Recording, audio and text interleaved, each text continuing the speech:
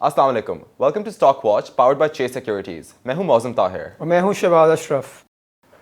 Cement sector ने fiscal year 2026 में 31% का एवरेज रिटर्न दिया और आज हम सीमेंट सेक्टर की आउटलुक को डिटेल में डिस्कस करेंगे और देखेंगे कि इस सेक्टर की कौन सी कंपनी अगले 12 महीनों में आउट परफॉर्म कर सकती है।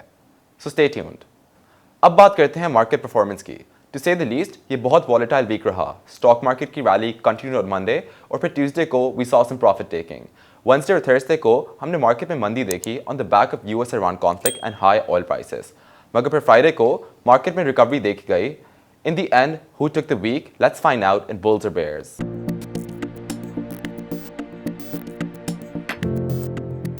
इस हफ्ते बेयर्स का कंट्रोल रहा और market week on week 3131 points यानी 1.7% की कमी के साथ 182,241 पॉइंट्स पर क्लोज हुई। अब चलते हैं इस हफ्ते के टॉप गेनर्स और लूजर्स की तरफ। इस हफ्ते सबसे ज्यादा इजाफा इब्राहिम फाइबर्स लिमिटेड की शेयर प्राइस में हुआ जो कि 25.9% रहा। GHNI 17.5%, सिनर्जी 16.5%, PGLC 8.6% और लॉटकिन की शेयर प्राइस पे 7.1% का इजाफा रहा।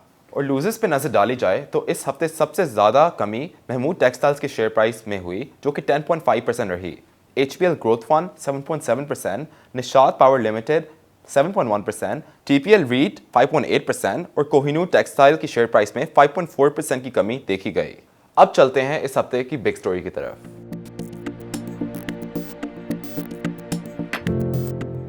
स्टेट बैंक की जानिब से बैंक्स के लिए MDR यानी minimum deposit rate requirement for depositors with more than 1 crore खत्म हो चुकी है और एनालिस्ट का कहना है कि this could lead to a deposit flight from banks into government securities, क्योंकि काफी हाई नेटवर्थ इंडिविजुअल्स को अब शायद इन्वेस्टपार्क जैसे प्लेटफॉर्म से बेहतर रिटर्न्स मिले। और दूसरी अहम खबर यूएस ईरान कॉन्फ्लिक्ट की रही, जिसकी वजह से हमने देखा international oil prices week on week तकरीबन 6% ऊपर क्लोज हुई। और अब हम चलते हैं अपने गेस्ट की तरफ। आज हमें ज्वाइन किया है साद हनीफ ने, जो कि हेड ऑफ रिसर्च हैं Ismail Iqbal securities. Saad, welcome to the show. Thank you. साथ अगर देखें आप सीमेंट डिस्पैचेस देखें फॉर FY26 तकरीबन ग्रोथ 7.2% की हुई और आप इसको अगर लोकल डिस्पैचेस देखें तो I think double digit growth थी। और अच्छी ये बात है कि आफ्टर आई थिंक 3 साल के बाद लोकल डिस्पैचेस में ग्रोथ हमने देखी है और एक्सपोर्ट में डिक्लाइन देखा है। तो कुछ आप बता सकते हैं कि ये जो पूरा साल गुजरा है इसमें डिस्पैचेस क्यों बढ़े और कितने साल बाद डिस्पैचेस में ग्रोथ आई है? तकरीबन देखें शहबाज भाई, डिस्पैचेस को अगर देखें तो तकरीबन FY23 के बाद से नेगेटिव ही ग्रोथ थी। तकरीबन जो लास्ट जो बड़ी डिमांड आई थी वो 57.9 मिलियन टन की आई थी, वो 2021 में थी और उसके बाद से कंटिन्यूसली डिमांड श्रिंक होते होते तकरीबन 40 मिलियन टन हो गई। अब अगर इस FY26 को हम 2 हाफ में देखें तो फर्स्ट हाफ के अंदर तकरीबन जो डिमांड ने ग्रो किया है वो 10% किया है टोटल डिमांड ने, टोटल सीमेंट के डिस्पैचेस ने, जिसके अंदर से 14% जो इंक्रीज था वो सिर्फ लोकल डिस्पैचेस का था। बाकी जो डिक्लाइन था वो ग्रोथ एक्सपोर्ट्स के अंदर थी डिक्लाइन। तो एक ये चीज़ थी। और सेकेंड हाफ देखें तो वो जो ग्रोथ थी वो थोड़ी सी और कम हो गई, तकरीबन 4.4% से लोकल डिस्पैचेस बढ़े। फर्स्ट हाफ के अंदर तो डिस्पैचेस बढ़ने की एक वजह यह है कि कंस्ट्रक्शन कॉस्ट थोड़ी सी ईज हुई, जो सीमेंट की प्राइस थी पर बैग वो थोड़ी सी डिक्लाइन हुई, 1550 थी, तकरीबन हमने 1450 तक की भी लो प्राइसेस देखी नॉर्थ की रीजन में। फिर जो स्टील रिबार है उसकी प्राइस में भी थोड़ा सा डिक्लाइन आया, करेंसी स्टेबल थी, हालात ठीक थे, तो थोड़े से कंस्ट्रक्शन के अंदर पिकअप देखने में नज़र आया हमें। और दूसरा, डिस्पाइट सेकेंड हाफ की अगर बात करें तो उसके अंदर लोकल डिस्पैचेस इतने नहीं बढ़े, वो सिर्फ 4.4% से बढ़े।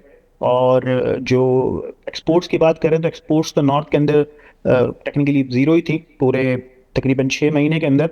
साउथ के अंदर एक्सपोर्ट्स के अंदर स्टिल ग्रोथ हमने देखी, क्योंकि वो नए मार्केट स्टेप कर रहे हैं साउथ रीजन्स वाले, तो वहाँ पे ग्रोथ थी। लेकिन नॉर्थ रीजन के अंदर अफगान बॉर्डर के क्लोजर की वजह से बिल्कुल भी ग्रोथ नहीं थी, ज़ीरो डिस्पैचेस थे एक्सपोर्ट के, तो ये एक वजह थी।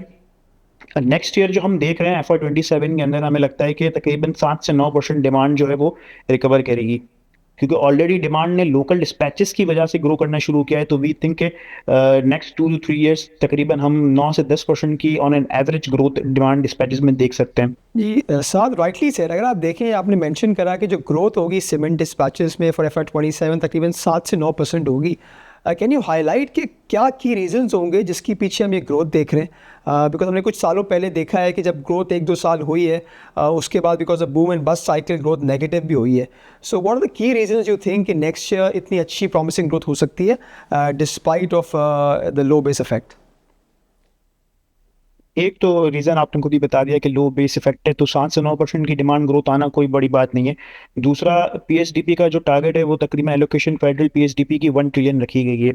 एक फेडरल पीएसडीपी से काफ़ी लिंक होता है सीमेंट की डिमांड को, या डिस्पैचेस को हम नोट डाउन करें अगर, लोकल डिस्पैचेस स्पेसिफिकली, तो काफ़ी लिंक होती हैं. ठीक है. दूसरी चीज़ ये है कि इंटरेस्ट रेट डिक्लाइनिंग एनवायरनमेंट है. हमें जो साल के शुरू में जो लग रहा था, वो आउटलुक थोड़ा सा डिटोरिएट हुआ था after the middle east war, but still वो चीज़ प्रोजेक्ट कर रही है, दोबारा ठीक होते हुए नज़र आ रही है हमें. तो जो इन्फ्लेशन है या जो इंटरेस्ट रेट की ट्रजेक्टरी है, हमें लग रहा है कि सेकेंड हाफ से दोबारा से कट्स वगैरह रिज्यूम हो जाएंगे. और दूसरी जो ट्रिगर है डिमांड का, वो जो मेरा घर मेरा आशियाना स्कीम या प्राइम मिनिस्टर हाउस की जो हाउस की स्कीम है, जो कि 5% पे तकरीबन 1 करोड़ रुपए दे रहे हैं, 10 million rupees at a fix markup rate of 5%. तो वो भी मेरे ख्याल से काफ़ी डिमांड क्रिएट करेगी, क्योंकि इस बार डिमांड सिर्फ और सिर्फ गवर्नमेंट या पीएसडीपी के थ्रू नहीं आ रही है, वो प्राइवेट सेक्टर या हाउसिंग की तरफ से भी काफ़ी हमें देखने में नज़र आ रही है. साथ आपने कहा because of your lower inflation numbers going forward, expectations है कि यस इंटरेस्ट रेट डिक्लाइन हो सकता है. सो आपकी वर्किंग्स के मुताबिक, रिसर्च के मुताबिक आपके क्या इन्फ्लेशन एक्सपेक्टेशंस हैं specially in the first half of FY27 and second half, और आप कब समझते हैं कि because of lower inflation numbers जो स्टेट बैंक है वो डिस्काउंट रेट कम कर सकता है? जो हमारी फर्स्ट एंटिसिपेशन थी जनवरी के अंदर, जब हम स्ट्रेटजी अपनी पब्लिश कर रहे थे, तब हम एक्सपेक्ट कर रहे थे कि तकरीबन इंटरेस्ट रेट जो है वो तकरीबन सिंगल डिजिट में आ जाएगा by the second half of CY26. But obviously situation change हो गई फैब के अंदर. मिडिल ईस्ट की वॉर की वजह से ऑयल प्राइसेस तकरीबन $60 से उठ के $120 तक चले गए. इंटरेस्ट रेट गवर्नमेंट को हाइक करना पड़ गया, स्टेट बैंक को 1% से. तो वहाँ पर आउटलुक डिटोरिएट हुआ. जो चीज़ हमें लेकिन वो चीज़ काफ़ी हद तक इम्प्रूव भी हो रही है. जो चीज़ हमें अप्रैल या मई के अंदर लग रहा था कि FY27 जो है वो डबल डिजिट में रहेगी इन्फ्लेशन, वो अब कम होते हुए हमारी नई रिवाइज नंबर जो है वो तकरीबन 8 से 8.5% के दरमियान है. तो अगर 8 से 8.5% के दरमियान हम अज्यूम करें, तो तकरीबन 3-3.5% का वो रियल रेट बनता है आपका, पॉजिटिव रियल रेट. तो मेरे ख्याल से सेकेंड हाफ के अंदर स्टेट बैंक शायद दोबारा से मॉनेटरी ईजिंग स्टार्ट कर सकता है. अभी एक्सपेक्ट तो ये था कि ये वाली पॉलिसी नहीं, इसके नेक्स्ट वाली पॉलिसी में शायद 50 बेसिस पॉइंट के करीब कट आ जाए. बट स्टिल जियोपॉलिटिकल चीज़ों में अभी भी थोड़ी सी अनसर्टेनिटी मौजूद है. ऑयल प्राइसेस अभी हमने 2 दिन पहले देखा कि $70 से उठ के दोबारा $79-80 को टच किया, अब $76 पर बैरल है. तो सिचुएशन इज स्टिल अनसर्टेन. तो मेरे ख्याल से स्टेट बैंक भी थोड़ा सा वेट एंड वॉच वाली अप्रोच को यूज़ करेगा और थोड़ा सा कॉशियस रहेगा. तो मेरे लिहाज से मेरे ख्याल से शायद सेकेंड हाफ FY27 के अंदर हम कट्स दोबारा से ईज होते हुए मॉनेटरी ईजिंग का फेज दोबारा देख सकते हैं. अच्छा, अगर हम थोड़ी सी अर्निंग्स ग्रोथ के बारे में बात कर लें, अगर आप कुछ जो आपके प्लेस नॉर्थ में और कुछ प्लेस साउथ में है, आप क्या समझते हैं कि ओवरऑल अर्निंग्स ग्रोथ क्या रहेगी आपकी जो सीमेंट की जो आपकी अंडर यूनिवर्स आपकी कंपनीज़ हैं, और कौन सी कंपनीज़ ऐसी हैं जिनकी सबसे ज़्यादा अर्निंग्स ग्रोथ होगी और उसके क्या रीजंस होंगे? अर्निंग ग्रोथ जो है वो तकरीबन हमने 10 से 15% एक्सपेक्ट किए ओवर द नेक्स्ट 12 मंथ्स. और जो सबसे ज़्यादा ग्रोथ आएगी वो मेरे ख्याल से शायद मेपल लीफ और डीजी खान के अंदर हो सकती है. उनकी एक वजह यह है कि डीजी खान ने रफान मेस को एक्वायर किया है, तकरीबन 31.07% स्टेक उसका है. 2.8 मिलियन शेयर उसने रफान के लिए हैं. तो तकरीबन रफान जो है वो भी एक्सपेंशन कर रहा है, 200 टन्स पर डे की कॉर्न रिफाइनिंग कैपेसिटी लगा रहा है, और 100 टन्स पर डे की लिक्विड ग्लूकोज की लगा रहा है. ये जो लिक्विड ग्लूकोज है basically it's a high margin product. तो ये सिर्फ रफान के मार्जिन भी हाई करेगा और नीचे बॉटम लाइन में भी इम्पैक्ट लाएगा. अभी तकरीबन अगर लास्ट क्वार्टर देखें रफान का, तो वो भी काफ़ी इम्प्रूव था. तकरीबन 2 बिलियन के करीब इसका नेट प्रॉफिट था. तो आई गेस कि ये तकरीबन 8-8.5 बिलियन पे एनुअल ईयर क्लोज कर लेगा. तो अगर इसको डीजी खान के ऊपर वो करें, तो तकरीबन डीजी खान की 2.5-2.8 बिलियन की अर्निंग में एड ऑन कर सकता है ये, जो कि तकरीबन अगर 438 मिलियन के हिसाब से रखें तो 6-7 रुपये पर शेयर बनता है. और अगर इसी के सामने इन्होंने डेट भी लिया है 28 अरब रुपए का डीजी खान ने, तो उसको अगर कर दे तो तकरीबन आफ्टर टैक्स करके के निकालें तो तकरीबन ये कोई इम्पैक्ट 1 से 1.5 रुपये बनता है। तो ये एक डीजी खान के लिए पॉजिटिव साइन है। बाकी डीजी खान के पास ऑलरेडी एक अपना एक पोर्टफोलियो मौजूद है, जिसके अंदर एमसीबी, अपना निशात पावर, निशात चुनिया, निशात मिल, आदम जी, तो वो ऑलरेडी 4 to 5 बिलियन जो है एनुअली ऐड करते हैं डिविडेंड की सूरत में। और दूसरी मेपल लीफ है। और अच्छा, एक मेपल लीफ सेकंड, अगर मैं में एक देखते हैं आपसे क्वेश्चन पूछूं रिगार्डिंग डीजीकेसी, आपकी आई थिंक FY26 की अर्निंग तकरीबन 26-27 रुपये की है, आई थिंक लास्ट क्वार्टर बाकी है, और अगले साल की जो आपकी अर्निंग 27 41 रुपीज़ की है। तो ये डिफरेंस जो है बिटवीन 41 एंड 27 एक ट्रेमेंडस, एक काफ़ी बड़ा डिफरेंस है और काफ़ी ट्रेमेंडस अर्निंग ग्रोथ है। सो कुछ आप बता सकते हैं इसकी क्या की रीजंस हैं? ये ग्रोथ ज़्यादा कोर सेगमेंट से आएगी या ज़्यादा, या बाकी जो ग्रोथ एडिशनल ग्रोथ आ रही है वो आपकी रिफाइंड बेस से आएगी? थोड़ा सा हाईलाइट कर सकते हैं डीजीकेसी की अर्निंग्स के बारे में? बेसिकली हमने इसका करेक्टेड वर्जन निकाला था। जो रिवाइज अर्निंग थी वो 29 रुपीज़ पर शेयर थी, वो 41 नहीं थी। उसके ही कुछ थोड़ी देर बाद, ये कुछ घंटों बाद हमने इसका रिवाइज वर्जन निकाला था, जिसके अंदर सिर्फ डीजी खान के अर्निंग को हमने रीस्टेट किया था और टारगेट प्राइस को। अगर आप 30 रुपये की अर्निंग की बात करें और स्टॉक तकरीबन 220 रुपये का है, तो अभी भी I think DGKC is trading at a multiple of 8 times, और मार्केट भी तकरीबन 8-8 के मल्टीपल पे है। तो इसको देखते हुए लगता है कि DGKC is fairly valued. So why do you think कि DGKC is a top pick? कुछ थोड़ा और हाईलाइट कर सकते हैं ताकि इन्वेस्टर्स को फोकस थोड़ा सा हो जाए कि यार ओके, अगर डीजीकेसी टॉप पिक है तो उसके क्या एडिशनल रीजंस हैं? डीजीकेसी के आपको मैंने एक तो बता दिया, रफान और इसका डिविडेंड पोर्टफोलियो। तीसरी जो चीज़ है वो एक्सपेंशन कर रहा है। ठीक है, डीजी खान एक्सपेंशन इसलिए कर रहा है कि डीजी खान ने लास्ट जो एक्सपेंशन साइकिल थी उसके अंदर एक्सपेंशन नहीं की थी अपनी। ठीक है, और डीजी खान के पास ऑलरेडी जो ग्राइंडिंग मिल है उसकी कैपेसिटी मौजूद है। ठीक है, उसके पास क्लिंकर बनाने की कैपेसिटी नहीं है। तो अगर ये 11,000 टन्स पर डे की कैपेसिटी लगा रहे हैं तो ये लोअर कॉस्ट पे लगेगी compare to other industry player, अगर वो कोई और लगाता है तो। और दूसरी चीज़, उसके बाद ऑलरेडी ग्राइंडिंग मिल और पैकेजिंग मिल मौजूद है, तो वो एक इंटीग्रेटेड मिल है जो कि 2028 तक अज्यूम कर रहे हैं हम कि आ जाएगी। तो वहाँ से भी एक ग्रोथ आएगी। और इसने जब लास्ट साइकिल में नहीं किया एक्सपेंशन, तो उसका मार्केट शेयर भी उस हिसाब से उसको कोटा सिस्टम के थ्रू मिलेगा। तो मेरे ख्याल से यहाँ से भी एक अच्छी डिमांड ग्रोथ ये कैप्चर कर सकता है। अगर 27-28 के एंड में हम देखें या 28 के स्टार्ट में, जहाँ पे डिमांड क्लिक करेगी लोकल डिस्पैचेस, तो ये बेटर पोजीशन में होगा डिमांड को कैप्चर करने के लिए। मगर जहाँ तक अगर डीजीकेसी है ना, आज भी एक्सपेंशन तो कुछ 6 महीने पहले अनाउंस करी थी और आई थिंक एलसी तो अभी तक खुली नहीं है। अगर आज एलसी खुल भी जाती है तो एक्सपेंशन आते आते तकरीबन 2 साल लगेंगे। तो आपको लगता है कि FY27 की अर्निंग में रिफ्लेक्शन होगी या थोड़ा सा ये लॉन्ग शॉट है when comes to the expansion growth? Expansion मेरे ख्याल से 2028 तक के by end of the year तो आ जाएगी। और 27 के एंडिंग में वैसे ही हमने देखिए रफान मौजूद है और डेट भी है, और ये स्लोली एंड ग्रेजुअली डेट को भी इंक्रीज करेगा जहाँ जहाँ इसको कैपेसिटी एडिशन करनी है।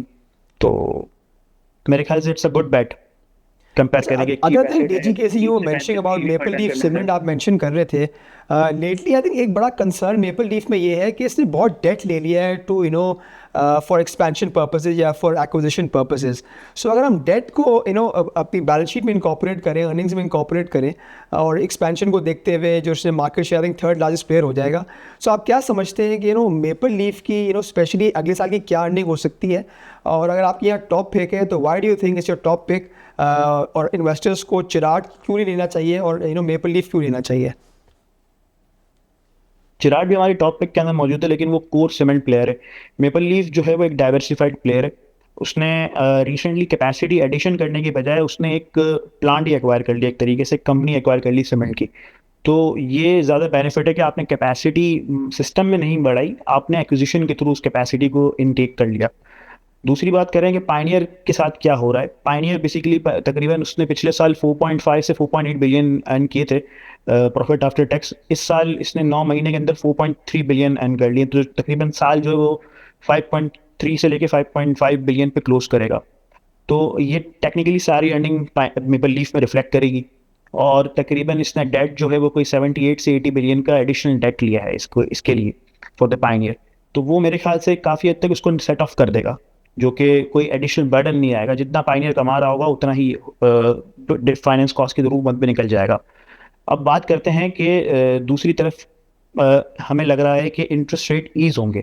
जहाँ पे एक हाईली लेवरेज प्लेयर हो जिसने अपना डेट टू एसेट भी जो है तकरीबन 12% से उठा के 40% कर दिया है। तो यहाँ पे एक अगर इंटरेस्ट रेट हमें कट नज़र आता है कि 1 से 1.5% की गुंजाइश नज़र आ रही है सेकेंड हाफ के अंदर 27 के, तो यहाँ पे मेपल लीफ एक अच्छी बैट होगी लेने के लिए कि आप ऐसे ही बैट लें जिसके अंदर जिसको ज़्यादा अर्निंग का फ़ायदा हो, उसकी फाइनेंस कॉस्ट कम रिड्यूस होगी। और दूसरी चीज़ ये है कि पायनियर जो है वो ऑलरेडी 40-45% की यूटिलाइजेशन पे ऑपरेट कर रहा है इस वक्त, तो उसके अंदर ज़रा सी भी अगर 10 से 15% की भी यूटिलाइजेशन इंप्रूवमेंट आती है तो ये भी एक अच्छा साइन होगा फॉर द मेपल लीफ। एक और चीज़ मेपल लीफ के अंदर ये है कि मेपल लीफ के पास EGL के शेयर्स भी हैं, कुछ शेयर्स फैसल बैंक के भी हैं, और उसने रिसेंटली CCP ने इसको अलाउ भी कर दिया कि फैसल बैंक का तकरीबन 25 से 30% ये स्टेक बाय कर सकता है। और तीसरी चीज़ कि ये नोवा केयर हॉस्पिटल भी बिल्ड कर रहा है जो कि आई थिंक 200 बेड का हॉस्पिटल है इन इस्लामाबाद, तो उसकी अर्निंग भी तकरीबन कोई 2028-29 में रिफ्लेक्ट होना शुरू हो जाएगी। अल्दो वी एक्सपेक्ट कि शायद शुरू में वो उस तरीके से ना कमाए या ब्रेक इवन या लॉस करे, but still it's a diversified player. और एक सीमेंट के अंदर देखें तो सीमेंट के अंदर तकरीबन वाइट सीमेंट में इसके 90% शेयर है, वाइट पुट्टी जो बनाता है जिसको हम प्लास्टर कहते हैं उसमें भी इसका तकरीबन 90% शेयर है। तो ये मार्केट जो है, तो ये सीमेंट बिकता भी प्रीमियम पे है वाइट सीमेंट, और दूसरा ये बनाता भी सिर्फ यही है। अच्छा, जो समेट अब हम अगर इस तरह देखें कि हम अगर प्राइस टू अर्निंग रेशियो देखें बेस्ड ऑन FY27 अर्निंग्स और एंटरप्राइज पर टन पे देखें, तो what do you think which company is cheapest when comes to price to earning ratio and which company is cheapest when it comes to enterprise per ton?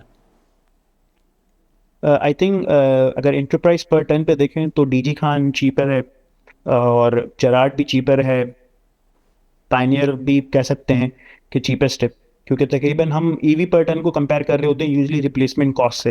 Replacement cost currently $60 to $70 पर ton चल रही है, अगर land को शामिल कर लें तो आई थिंक $75-80 पर टन पे आ जाएगी। और करंटली ये सारे के सारे इंडस्ट्री की जो एवरेज है वो $46 पर टन है। और मेपल लीफ ले लें, DG खान ले लें, तो ये सारे ट्रेड कर रहे हैं तकरीबन 30 से 35 के दरमियान। सो Dollar based, per ton. Sorry cutting you here, based on your analysis अगर आपको दो कंपनीज पिक करनी पड़े जो टॉप सीमेंट कंपनीज होंगी और जो जिसमें आप खुद इन्वेस्ट करेंगे, वो कौन सी होंगी? I think one should go for core cement player भी एक इंसान को लेना चाहिए अपने पोर्टफोलियो में, विच इज़ जेराड सीमेंट, जो कि बड़े क्लीन बुक है उसकी। और दूसरा कोर सीमेंट प्लेयर है और मार्जिन्स भी अच्छे हैं, यूटिलाइजेशन भी बेहतर है। और अगर नॉर्थ में कल को एक्सपोर्ट खुलती है, अफगान का बॉर्डर क्लोजर हटता है, तो वहाँ से भी एक अपसाइड ट्रिगर होगी, क्योंकि नॉर्थ की साइड पे सीमेंट की प्राइसेस थोड़ी सी बेहतर है एक्सपोर्ट की, और तो वहाँ से एक किक मिल सकती है उसको। और दूसरा आई थिंक मेपल लीफ या DG खान में से चूज़ करना चाहिए, एक डाइवर्सिफाइड प्लेयर है दोनों। तो I think one should go for, अगर सेफ इन्वेस्टमेंट चाहिए, ज़्यादा वॉलिटिलिटी नहीं चाहिए, तो DG Khan is the best. अच्छा, अगर आप एक और अगर अदर देन हम बैंक्स यहाँ बात करें, स्पेशली ऑन सीमेंट बात करें, बैंक्स की यहाँ बात करें, हमने देखा अर्ली इन द वीक एक मिनिमम डिपॉजिट रिजीम में एक चेंज आया, जिसकी वजह से जो मिनिमम डिपॉजिट कॉस्ट है for individuals having deposit over 10 million उस पर एप्लीकेबल नहीं होगी। सो आप यहाँ इन्वेस्टर्स को बता सकते हैं, व्यूअर्स को, कि ये क्या था और इसके मेजर बेनिफिशरीज कौन होंगे, और स्टेट बैंक ने ये चेंज है, लेटेस्ट चेंज, ये क्यों करा है? जी, मैं पहले इसकी थोड़ी सी हिस्ट्री बता दूं कि ये कहाँ से स्टार्ट हुआ था MDR मिनिमम डिपॉजिट रेट का इम्प्लीमेंटेशन। बेसिकली 2008 के अंदर स्टेट बैंक ने देखा था कि डिपॉजिटर्स को कुछ एक स्पेसिफिक फ्लोर इन्होंने इंट्रोड्यूस करवाया था 6% का। फिर इसको करते हुए इन्होंने 2013 के अंदर इसको कॉरिडोर को बेसिकली पॉलिसी रेट से लिंक किया, और उसके बाद से ये तकरीबन MDR जो है वो चलता आ रहा था। 2024 नवंबर के अंदर स्टेट बैंक ने, मतलब आप ये बोल रहे हैं जो आपका MDR था वो पॉलिसी रेट -1.5% था फॉर ऑल द डिपॉजिटर्स? तो बेसिकली वो 2013 के अंदर पॉलिसी रेट के कॉरिडोर से लिंक किया गया था, जो कि पॉलिसी रेट -1.5% था। तो अगर डिपॉजिटर्स को भी प्रोटेक्शन मिले इस तरीके से कि वो भी एक अच्छी अमाउंट अर्न कर सकें। फिर 2024 के अंदर गवर्नमेंट स्टेट बैंक ने MDR जो है बेसिकली कॉर्पोरेट्स के लिए और कंपनीज के लिए ख़त्म कर दिया, और इस्लामिक बैंक्स जो कि पहले वेव्स थे MDR से बिकॉज ऑफ शरिया लॉ, तो उनके ऊपर एक स्पेसिफिक रेगुलेशन लगाई कि उनको 75% of the weighted average pool से जो अर्न करेंगे वो बेसिकली डिस्ट्रीब्यूट करना है। तो उनके ऊपर बेसिकली लगाया गया फॉर इंडिविजुअल जो डिपॉजिटर्स थे उनके लिए फॉर इस्लामिक बैंकिंग्स, और जो कन्वेंशनल बैंक्स थे उनके लिए कॉर्पोरेट्स और कंपनीज के ऊपर हटाया गया। लेकिन एमडीआर प्लेस था। अब जो स्टेट बैंक ने जो रीसेंट सर्कुलर रिलीज किया है उसके अंदर ये किया है कि उन्होंने दो चीज़ें की हैं। एक तो उन्होंने अपना इन्वेस्ट पार्क करके एक पोर्टल बनाया है जहाँ पर उन्होंने कहा है कि जो 10 मिलियन से ऊपर वाले डिपॉजिटर्स होंगे उनको इंकरेज किया जा रहा है कि वो डायरेक्टली गवर्नमेंट की डेट सिक्योरिटीज़ के अंदर इन्वेस्ट करें, जैसे कि टी बिल, पीआईपीज हो गए। और दूसरा जो एमडीआर है वो 10 मिलियन से ऊपर जो लोगों के डिपॉजिट्स होंगे उन पर एप्लीकेबल नहीं होगा। तो मीन जिनके 10 मतलब 1 करोड़ से कम डिपॉजिट्स होंगे सिर्फ एमडीआर उन लोगों के ऊपर एप्लीकेबल होगा। कंपनीज के ऊपर और कॉर्पोरेट्स के ऊपर तो वो पहले ही हट चुका था। तो और हमने लास्ट ईयर भी देखा कि कुछ बैंक्स की अर्निंग भी थी जो वो बड़ी इंप्रूव हुई, जिसके अंदर खास तौर पे गवर्नमेंट बैंक्स थे जिनके डिपॉजिट्स कॉस्ट जो है वो काफ़ी अच्छे तरीके से हमने देखा कि तकरीबन 2-2, 2.5% के करीब 150-200 बेसिस पॉइंट रिड्यूस हुई। तो आगे भी हम यही देख रहे हैं कि इसमें उन बैंक्स को ज़्यादा फायदा होगा जिनके सेविंग अकाउंट्स का रेशो ज़्यादा है, जिसके अंदर से अगर हम उस रेशो को निकालें तो 54%, 52% वाले जो बैंक्स हैं जिनके अंदर बैंक अल हबीब हो गया 54% पे बैठा हुआ है, उसे सेविंग अकाउंट रखे। 50%, 52% अस्करी बैंक के हैं, बैंक ऑफ पंजाब के तकरीबन 50% हैं, नेशनल बैंक के 55% सेविंग अकाउंट्स हैं। तो इन बैंक्स को ज़्यादा फायदा होगा। लेकिन एक चीज़ इसके अंदर नोट करने वाली ये है कि जो स्टेट बैंक की एक फ़ाइल आती है जिसके अंदर स्केड्यूल बैंक्स का डेटा गिवन होता है, उसमें बेसिकली जो टोटल डिपॉजिट्स हैं 35 से 37 ट्रिलियन टोटल, उसके अंदर से सिर्फ 17 ट्रिलियन जो है वो सेविंग अकाउंट्स के अंदर मौजूद है। ठीक है। और सेविंग अकाउंट्स के अंदर भी उन डिपॉजिट्स को अगर देखें तो सिर्फ 5.3 ट्रिलियन ऐसे डिपॉजिट्स हैं जो कि 1 मिलियन 10 मिलियन से क्रॉस करते हैं। और उनके अकाउंट होल्डर्स को अगर कंस्टिट्यूट करें तो वो सिर्फ 0.2% बनते हैं जो कि इन डिपॉजिट्स को ओन करते हैं 5.3 ट्रिलियन को। तो वो रेशो अगर निकालें 5.3 को डिवाइड करें 17 ट्रिलियन से तो तकरीबन 30% का रेशो आता है हमारे पास।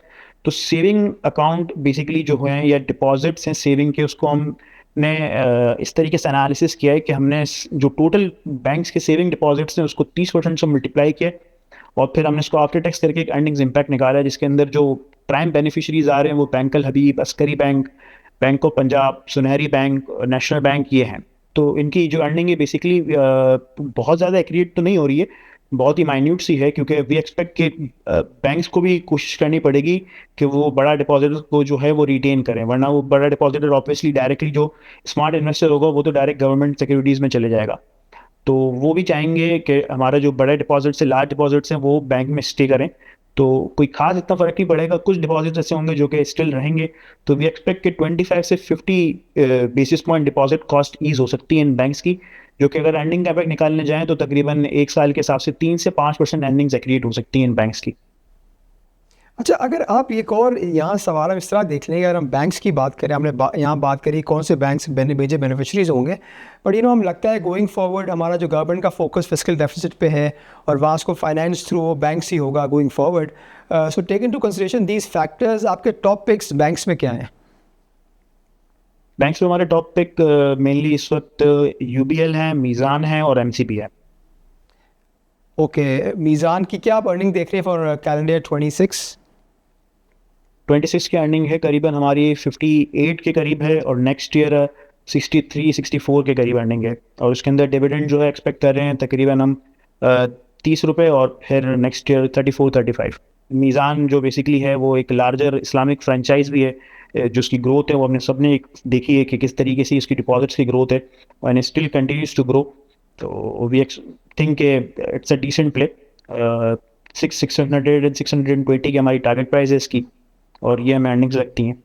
Kindly trading at Fairlie valued levels के अगर मल्टीपल्स पे देखें तो ऑब्वियसली ये बिल्कुल क्लोज टू 10 के मल्टीपल पे ट्रेड हो रहा है इस वक्त, लेकिन जस्टिफाइड प्राइस टू बुक के अंदर देखें तो वो अभी भी स्टिल इट्स अ डिस्काउंट तकरीबन। वैसे तो अगर इंडस्ट्री को देखें तो 1.5 का जस्टिफाइड प्राइस टू बुक पे ट्रेड हो रही है, बट मीज़ान जो है इस वक्त तकरीबन 3.5 के प्राइस टू बुक पे ट्रेड हो रहा है, just because of its higher ROE compare to its peer. Thank you Saad. अब नजर डालते हैं अगले हफ्ते के कुछ आने वाले इंपॉर्टेंट इवेंट्स पर। मंडे को ऑटो सेल्स नंबर्स रिलीज होंगे, थर्सडे को लॉटकिन के फर्स्ट हाफ के फाइनेंशियल रिजल्ट्स और फॉरेक्स डाटा रिलीज होगा, फ्राइडे को एसपीआई और करंट अकाउंट का डाटा आएगा। अब वक्त हुआ है चेस सिक्योरिटीज कैंडल टॉक का।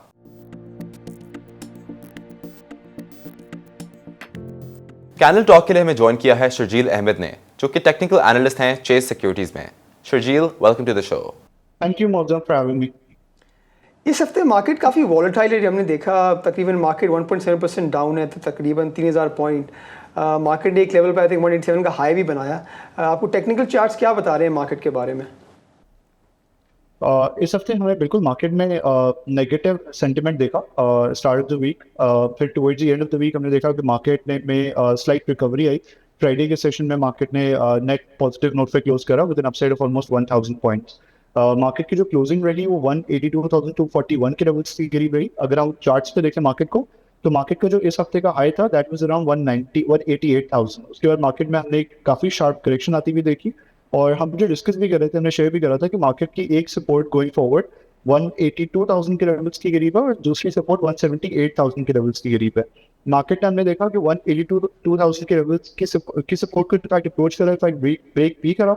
और जो हम डिस्कस करते हुए आ रहे थे पिछले काफ़ी दिनों से कि मार्केट में गैप्स काफ़ी ज़्यादा थे, तो ये एक वीकर या एक नेगेटिव पॉइंट है मार्केट में गोइंग फॉरवर्ड। तो उसमें से जो एक गैप था नियर 180 160 के लेवल्स, वो गैप हमने फिल होता हुआ देखा। इनफैक्ट एक और गैप था जो मार्केट ने मंडे की अपसाइड के साथ बनाया था, वो भी ड्यूरिंग द वीक हमने फिल होता हुआ देखा। तो मार्केट में इस वीक हमें दो गैप्स फिल होते हुए देखे, which is good for the health of the market. However अभी ऑलरेडी मार्केट के गैप्स हैं which are still there. The market जो कि ओवरऑल स्ट्रक्चर में थोड़ी सी वीकनेस की इंडिकेशन देते हैं, बट जो ट्रेंड है मार्केट का वो बुलिश लगता है। तो in case if there is any dip, ये मार्केट 178 180 की रेंज के अंदर सस्टेन करती है, क्योंकि अब this is where the channel bottom is going to be, जो हमने ग्रीन से इंडिकेट करा हुआ है। तो हम देख सकते हैं कि मार्केट में रिकवरी बन सकती है। टुवर्ड्स द अपसाइड जो मार्केट की रेजिस्टेंस रहेगी वो 186,000 के लेवल्स के करीब रहेगी, which was a gap that's going to be filled in the market whenever there's a recovery in the market towards the upside। और जो ओवरऑल मेजर रेजिस्टेंस मार्केट की रहेगी वो स्टिल 190,000 के लेवल्स की करीब रहेगी, which is the overall west of. अगर हम मेपल लीफ सीमेंट की बात करें, आई थिंक कुछ इनिशियल हमने करेक्शन देखी, बट आई थिंक इस बिटवीन 100-105 लेवल में काफ़ी कंसोलिडेशन भी हो रही है विद हैवी वॉल्यूम्स। सो आपको टेक्निकल चार्ट्स क्या बता रहे हैं, इसका सपोर्ट और रेजिस्टेंस क्या है गोइंग फॉरवर्ड? बिल्कुल। सबसे पहले तो मेपल लीफ के ओवरऑल स्ट्रक्चर को हमें समझना जरूरी है। ब्रीफली रिकैपिंग द स्ट्रक्चर और the wave overall wave structure of maple leaf cement, हम ये देख रहे थे कि इसकी एक मेजर वेव 3 एंड हुई थी नियर 136। उसके बाद इसके अंदर एक ABC वेव अनलॉक हुई और अब इसके अंदर वेव 5 है। वेव 5 की भी इंटरनल थर्ड वेव के अंदर है ये, जिसमें कहीं ना कहीं ये अपनी एक कोई इंटरनल करेक्टिव वेव कर रहा है। और इसमें आइडियली तो ये होगा कि 98 से 101 के लेवल्स की करीब इसको एक्यूमुलेट किया जाए। हमने यहाँ पे देखा है कि अभी भी जब इस वीक इसमें करेक्शन आई तो इसने काफ़ी शार्पली इस पर्टिकुलर रेंज से जो है वो रिकवर करा, और वॉल्यूम्स भी हमने जो है वो काफ़ी बेहतर देखे हैं। तो 98 101 within this wave is going to be a good support range. Towards the upside we feel 109 के लेवल्स की करीब मेपल लीफ सीमेंट की जो है वो रेजिस्टेंस रहेगी। इनिशियली वंस ये ब्रेक होता है तो फिर 116 के लेवल्स पे ये अप्रोच कर सकते हैं। ओवरऑल टारगेट इस पर्टिकुलर वेव 3 के internally are going to be around 123। अगर हम देखें रिफाइनरीज में स्पेशली इस हफ्ते काफ़ी इंटरेस्ट रहा, उसका think मेजर फोकस यही था कि next week I think refinery policy approval हो सकता है, जिसकी वजह से काफ़ी हैवी वॉल्यूम्स देखे, PRL में भी देखा, बाइको में भी देखा। अगर हम स्पेसिफिकली PRL की बात करें शर्जील, तो उसके क्या टेक्निकल चार्ट्स क्या बता रहे हैं और गोइंग फॉरवर्ड क्या इसका सपोर्ट और रेजिस्टेंस रहेगा? हमने ऑन वन साइड हमने मार्केट को देखा कि मार्केट में करेक्शन रही after initial upside during on Monday, but हमने रिफाइनरीज को देखा कि contrary to the correction in the market refineries remain strong. In fact इनकी जो कंसोलिडेशंस थी almost 1 year 1.5 year long consolidations, उनके ब्रेकआउट्स लगे सब थे। तो अगर हम PRL को देखें तो PRL close the week around 42.07 and this week इसने एक जो काफ़ी अहम चीज़ करी है वो ये करी है कि इसने अपने 42 की रेजिस्टेंस को ब्रेक करा है, और 42 की रेजिस्टेंस इसके लिए बहुत पिवटल रही है। सिंस जनवरी 2025 जब इसने हाईज लगाए थे अराउंड 45.5, और फिर ये अपनी एक मेजर करेक्टिव वेव में एंटर हुआ था ABC की फॉर्म में। उसके बाद से इसके अंदर जब भी अपसाइड रही है इंटरनल फर्स्ट वेव के अंदर भी, और इवन आफ्टर दैट हमने देखा है कि 42 के लेवल्स के ऊपर ये क्लोज और सस्टेन नहीं कर पाया। हमने इस हफ्ते देखा कि इसने 2 consecutive डेली क्लोजिंग्स दी हैं अबव दिस पर्टिकुलर लेवल। तो इसमें जो स्ट्रैटेजी रहेगी हमारी गोइंग फॉरवर्ड, वैसे तो इसको ब्रेकआउट स्ट्रैटेजी में भी ट्रेड किया जा सकता है, but ideally for a low risk trade opportunity हम इसको देख सकते हैं कि अगर ये रिटेस्ट करता है इस पर्टिकुलर लेवल को तो इसको बाई किया जा सकता है। टुवर्ड्स द अपसाइड फील 44 के लेवल्स के करीब इसके इनिशियल टारगेट लेवल्स रहेंगे, फॉलोड बाय 46.5, और इस ओवरऑल वेव में it can extend up till 50 in a bull case scenario. अगर आप सिमिलरली देखें सिनर्जी में भी काफ़ी हैवी वॉल्यूम्स रहे, उसका सिमिलर रीज़न यही था कि अपकमिंग मॉनेटरी पॉलिसी अप्रूवल हो सकता है और काफ़ी हैवी कंसोलिडेशन थी, एक नया ब्रेकआउट लेवल भी देखा। तो आपको क्या चार्ट्स बता रहे हैं अबाउट दिस स्टॉक? सिमिलरली हमने सिनर्जी में भी देखा कि इसने एक काफ़ी लंबे टाइम फ्रेम की जो कंसोलिडेशन थी इसकी उसका ब्रेकआउट दिया। It close the week around 9.7 9.69 to be precise. अगर आप सिनर्जी में देखें तो सिनर्जी में हमने देखा है कि सिंस 2021 सितंबर जब ये 9.4 के लेवल्स को ब्रेक करके नीचे आया था तो उसके बाद इसके अंदर हमने एक कप एंड हैंडल पैटर्न की जो है वो फॉर्मेशन देखी है। Cup and handle pattern is usually considered to be a bullish pattern in the market. तो हमने इसके अंदर कप की फॉर्मेशन देखी थी अक्टूबर के मंथ में लास्ट ईयर, उसके बाद इसके अंदर हैंडल की फॉर्मेशन हुई है पिछले 8-9 महीने के पीरियड में। हम ये देख रहे हैं कि 9.4 के लेवल्स की करीब इसकी नेकलाइन थी जो इसने ब्रेक भी करी है इस हफ्ते और वीकली क्लोजिंग मोस्ट इंपॉर्टेंटली इस पर्टिकुलर लेवल के ऊपर थी है। तो अब इसमें स्ट्रैटेजी तो ये रहेगी कि सबसे पहले इसके अगर हम overall cup and handle pattern की बात करें तो इसके जो थ्योरेटिकल टारगेट्स निकलते हैं which is initial theoretical targets निकलते हैं which is equal to the height of the handle, वो 13 के लेवल्स की करीब पे निकलते हैं। बट अगर हम उसको ट्रेडिंग परस्पेक्टिव से टारगेट करने की कोशिश करें तो इसमें ये हो सकता है कि बिकॉज क्लोज अराउंड 9.70 तो 9.70 से 9.4 की रेंज में अपॉन द रीटेस्ट इसको टारगेट किया जा सकता है। और अगर ये सस्टेन करता है 9.4 के लेवल्स की करीब तो उसके अंदर हम देख सकते हैं कि ये जो रैली है ये एक्सटेंड करेगी टुवर्ड्स 10.6 विच इज तो चैनल बॉटम जो हम ये देख रहे हैं कि सिंस 2024 जब सी रैली स्टार्ट हुई थी तो ये इस चैनल में ही ट्रेड कर रहा है। मल्टीपल टाइम इसने इस चैनल टॉप के करीब जो है एग्जॉशन शो करी है। तो 10.6 के लेवल्स के करीब हमारे जो है वो इनिशियल टारगेट लेवल रहेंगे जहाँ पे हम इनिशियली प्रॉफिट टेकिंग बिल्कुल देख सकते हैं। हाउएवर अगर ये लेवल्स ब्रेक होते हैं गोइंग फॉरवर्ड तो अगर हम फर्दर एक्सटेंशन देख सकते हैं टुवर्ड्स 11.4। Thank you Sharjeel. अब हम चलते हैं अपने segment stocks to watch out for की तरफ।